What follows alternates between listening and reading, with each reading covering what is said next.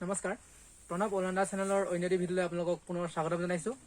আজি আপোনালোকক মই ফাৰ্মৰ ওপৰত এই ভিডিঅ'টো দিবলৈ ওলাইছোঁ। ফাৰ্মত ফিউমিগেশ্যন কি ধৰণে কৰা হয়। মই যিহেতু ট্ৰেইনিঙত আছোঁ, মোক শিৱসাগৰ এজন দাদা হৰেশ গগৈ দাই ইয়াৰ ওপৰত মোক কিছু কথা শিকাই আছিলে। আজি প্ৰথম ফিউমিগেশ্যনৰ কাৰণে মই আহিছোঁ ফাৰ্মত ভিজিট কৰিব, আৰু আজি ইয়াতে প্ৰথম কৰিম ফিউমিগেশ্যন। আপোনালোকে চাওক কেনেদৰে মই ফিউমিগেশ্যন কৰিম, বা আমি কেনেদৰে ফিউমিগেশ্যন কৰিব লাগে, বা আপোনালোকে যদি ব্ৰইলাৰ ফাৰ্ম কৰি আছে তেতিয়াহ'লে আপোনালোকৰ কাৰণে এই ভিডিঅ'টোৱে যথেষ্ট সহায় কৰিব। আৰু মই আজি ফিউমিগেশ্যনৰ ওপৰত কিছু কথা ক'ম। ধৰি লওক ইয়াৰ লাভালাভ কি, কেনেধৰণে ব্যৱহাৰ কৰিবলৈ, ইয়াৰ সচেতনতা কেনেধৰণে অৱলম্বন কৰিব লাগে, তাৰ ওপৰত লৈ মই ভিডিঅ'টো আপোনালোকলৈ আগবঢ়াই দিছোঁ। আজি দুখন ফাৰ্মত ফিউমিগেশ্যন কৰিব লাগিব। এইখন প্ৰথম ফাৰ্মখন দেখিছে, চাৰিওফালে বেৰি ৰাখিছে কাৰ্টনেৰে, যাতে ইয়াৰ পৰা যিটো ফিউমিগেশ্যনৰ ফলত যিটো ধোঁৱা ওলাব যাতে সেইটো ওলাই যাব নোৱাৰে।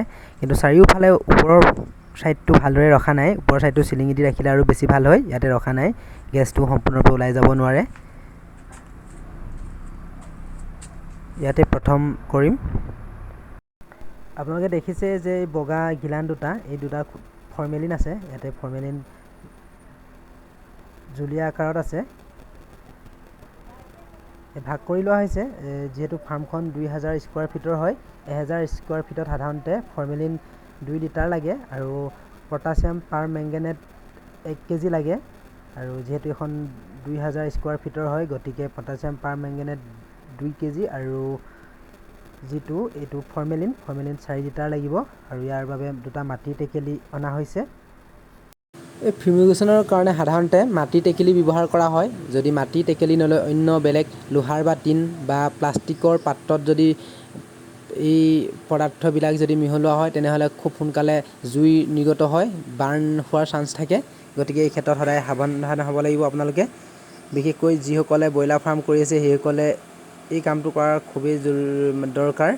যিহেতু পোৱালি অনা 2 বা 3 দিনৰ আগত এই কামটো কৰি ৰাখিব লাগে, যাতে তাৰ পৰা যিবোৰ আগৰ বীজাণু আছিলে সেইবোৰ যাতে নাশ হয় বা পোক পতংগবোৰ আঁতৰি যায়। সেইকাৰণে সাধাৰণতে ফিউমিগেশ্যন কৰা হয়, যাতে আহিব লগা পোৱালিবোৰে বীজাণু বা ভাইৰাছৰ পৰা আকৌ সিহঁতৰ গাত বেমাৰ বা দুৰ্বল হৈ মৰি নাযায়। সেইটো কাৰণে এইটো কৰা হয়। আৰু ইয়াত দেখিছে, এয়া হৈছে KMNO4, অৰ্থাৎ পটাছিয়াম পাৰ মেংগেনেট। ইয়াৰ বৰণ ক'লা। ইয়াক ফৰ্মেলিনৰ লগত ব্যৱহাৰ কৰা হয়, আৰু এইটো এটা নিৰ্দিষ্ট জোখ আছে। যিহেতু 1000 স্কোৱাৰ ফিটৰ কাৰণে 1:2, অৰ্থাৎ 1 কেজি পটাছিয়াম হ'লে 2 লিটাৰ ফৰ্মেলিন হ'ব লাগে, আৰু সেইকাৰণে ইয়াৰ জুখি লোৱা হৈছে। ই হৈছে এটা অল্টাৰনেটিভ পদ্ধতি হয়। ইয়াক ব্যৱহাৰ কৰোঁতে খুব সাৱধান হ'ব লাগে, বিশেষকৈ স্কিন, চকুৰ সেইবোৰৰ পৰা। আৰু ই খুব সোনকালে জুইলৈ পৰিৱৰ্তন হয় যেতিয়া দুয়োটা মিক্স কৰা হয়।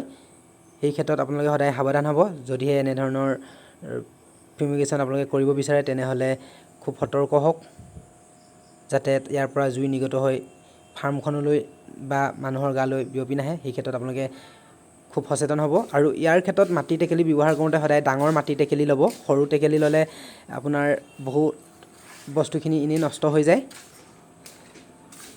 আৰু এতিয়া আপোনালোকক দেখুৱাম আমি কেনেধৰণেৰে ফিউমিগেশ্যন কৰিম, আৰু হয়তো প্ৰথম কৰিম, সেইকাৰণে হয়তো অলপ ভয়ো হৈ আছে।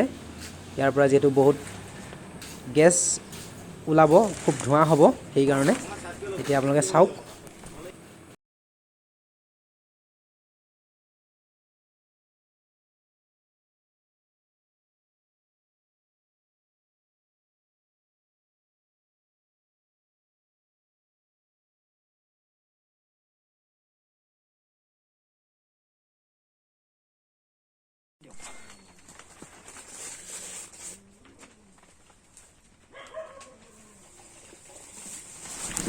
আপোনালোকক ভালদৰে দেখাব পৰা নাই, যিহেতু প্ৰথম ময়ো ব্যৱহাৰ কৰিছোঁ, গতিকে মোৰো ভয় এটা লাগি আছিলে। সেইকাৰণে আপোনালোকক ভালদৰে দেখুৱাব পৰা নাই। কিন্তু ইয়াৰ ক্ষেত্ৰত আপোনালোকে মাটি টেকেলি সদায় ডাঙৰ ল'ব। এইটো সৰু হোৱাৰ কাৰণে হয়তো ধোঁৱাবোৰ ভালদৰে ওলাব পৰা নাই, আৰু দিয়াটো অলপ খেলিমেলি হৈছে। আৰু এনেদৰে দিয়াৰ পিছত আপোনালোকে লগালগ বস্তুকেইটা উঠাই নানিব। ইয়াক কমেও ৰাতিপুৱা দিলে গোটেই দিনটো ৰাখি থ'ব। এই বহুত দেৰিলৈকে এনেদৰে ধোঁৱা ওলাই থাকিব। আৰু এতিয়া অন্য এখন ফাৰ্মত আপোনালোকক দেখুৱাবলৈ আহিছোঁ।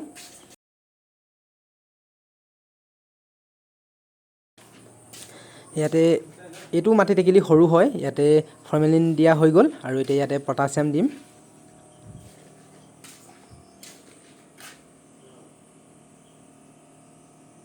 এনেকৈ যদি আপোনালোকে কেমিকেলবোৰ মিক্স কৰিব বিচাৰে তেনেহ'লে আপোনালোকে খালী হাতেৰে নকৰিব। ইয়াৰ পৰা যিহেতু জুই ওলাই যাব পাৰে হঠাৎ, আপোনালোকে সেইকাৰণে কিবা বেলেগ বস্তু ব্যৱহাৰ কৰিব, হাত মোজা বা গ্ল'ভছ এনেকুৱা ব্যৱহাৰ কৰিব। আৰু এটা কথা মনত ৰাখিব, এনেকৈ কেমিকেল মিক্স কৰাৰ পিছত সকলো কাম শেষ হোৱাৰ পিছত আপোনালোকে হাতখন খুব ভাল ধৰণে ধুই ল'ব।